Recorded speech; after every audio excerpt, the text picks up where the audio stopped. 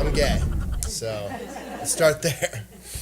If I weren't gay, I would be an asshole. I was born white and male, so I was already kind of a dick.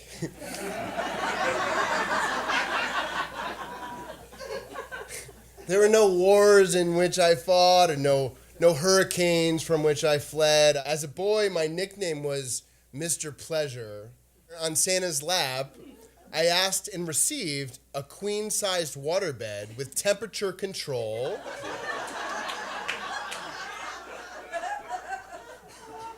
and a set of Ronald and Nancy Reagan pillowcases I had requested as stocking stuffers. I attended an elite New England boarding school with a lake and a golf course and a black student.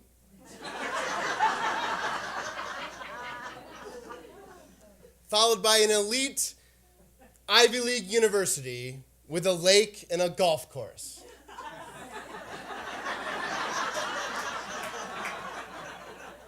On graduation day, having neither studied real estate nor economics nor trends, I was offered a job analyzing real estate economic trends for Bear Stearns.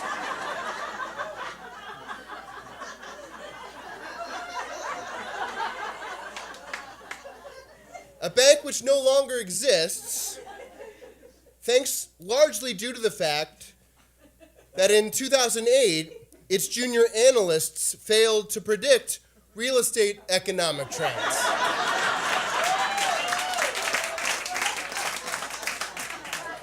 I was well on my way to becoming the biggest asshole of all time.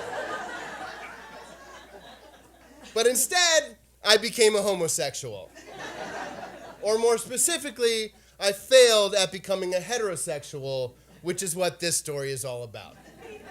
I was in the 7th grade when I began realizing there was a decent chance I might be gay. I had managed to avoid interacting with minority groups my entire life and suddenly was faced with the prospect of joining the very worst one. In one last-ditch effort to shake the gay, I resolved to bet a female. Kelly Quinn was smart, much smarter than I. She was tough, much tougher than I, and she was horny. Way hornier than I. And we'd sneak out of study hall and paw at each other's privates for a bit. Sure, it was unpleasant. Sure, it made me a little nauseous. But so did wheatgrass, right?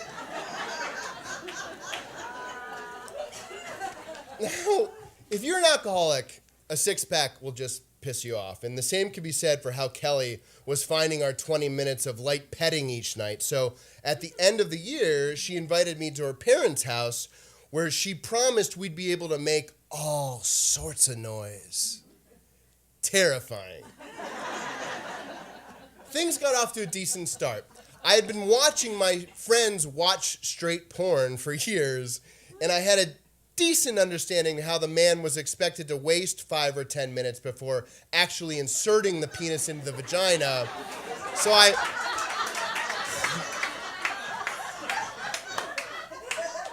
kind of poked and prodded at her breasts like they were a pair of sleeping basset hounds unwilling to go for a late night walk.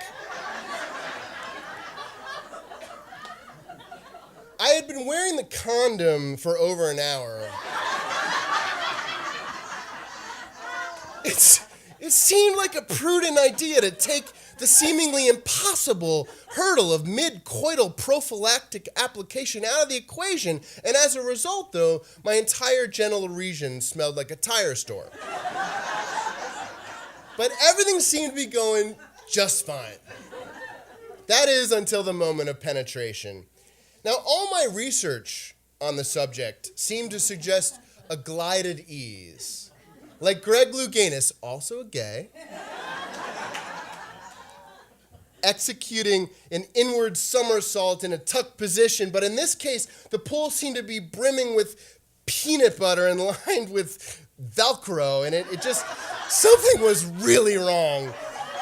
Kelly's body emitted sounds that indicated severe acute discomfort, and then she said it. The most terrifying 12 words a feeble, closeted, gay teen could ever hear.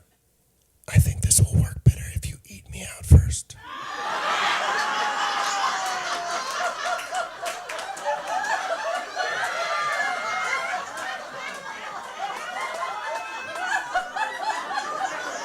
To classify the breath I took as deep,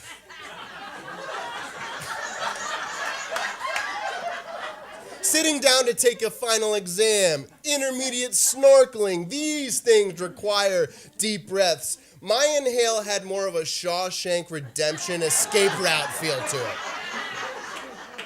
And safe to say my mouth was in unfamiliar territory.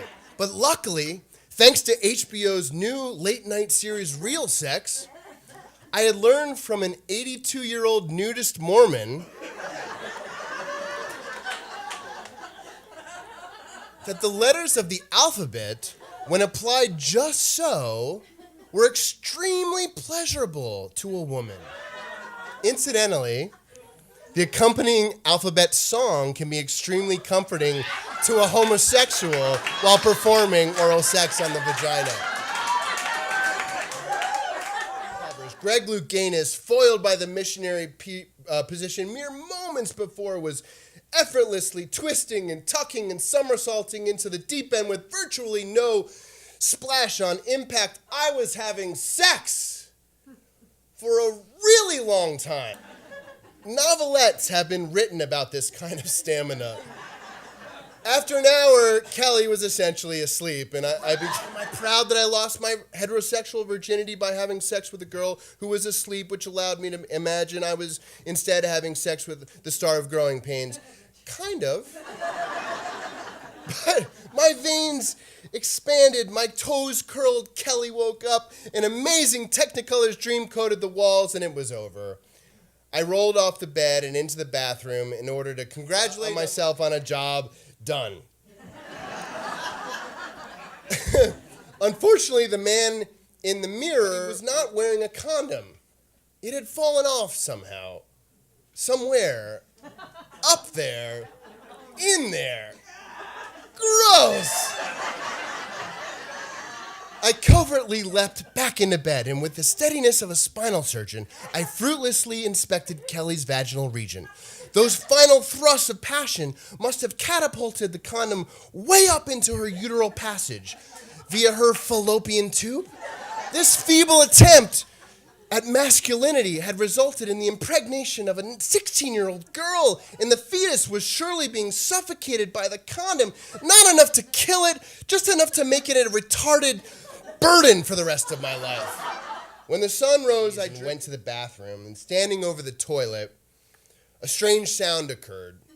And I looked down, and there on my nubby, flaccid penis was the rubber still attached, and I'd been wearing the goddamn thing for so long it had apparently adopted chameleonic tendencies. I laughed at myself and flushed it down the toilet, and flushed along with it was any question about my sexuality. I was a minority, and I was proud to be one. Empathy can be a bitch sometimes, but can also save you from turning into an asshole.